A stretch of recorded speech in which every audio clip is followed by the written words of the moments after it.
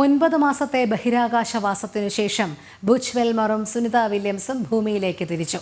Indian സമയം 8:30 അന്താരാഷ്ട്ര ബഹിരാകാശ നിലയത്തിൽ നിന്നും ബുച്ച് വെൽമോറും സുനിത വില്യംസും പ്രവേശിച്ച ബഹിരാകാശ പേടകത്തിന്റെ വാതിലുകൾ അടച്ചു. ഇന്ത്യൻ സമയം 10:35 ബഹിരാകാശ നിലയത്തിൽ നിന്നും ഡ്രാഗൺ പേടകം വേർപെട്ട് ഭൂമിയിലേക്ക് യാത്ര തിരിച്ചു. ദീർഘനാളായി നിലനിന്ന ആശങ്കയ്ക്ക് വിരാമമായി അന്താരാഷ്ട്ര ബഹിരാകാശ നിലയത്തിൽ നിന്നും ഡ്രാഗൺ പേടകം അൺഡോക്ക് ചെയ്തു. ഇന്ത്യൻ സമയം രാവിലെ 10:30 അൺഡോക്കിംഗ്.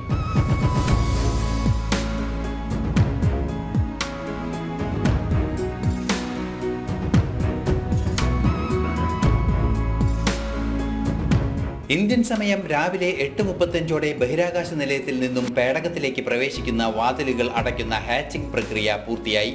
സാങ്കേതിക കൃത്യത വരുത്തിയതിന് ശേഷമായിരുന്നു അൺഡോക്കിംഗ്.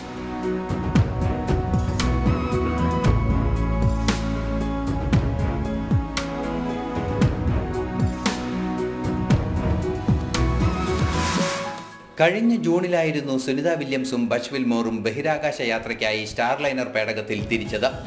തുടർന്നുണ്ടായ സാങ്കേതിക തകരാറ് മൂലം ഇരുവരും ബഹിരാകാശ നിലയത്തിൽ കുടുങ്ങുകയായിരുന്നു.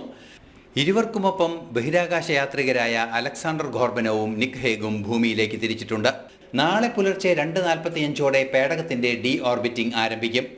പുലർച്ചെ 3:27 ഡ്രാഗൺ പേടകം ഭൂമിയെ തൊടും.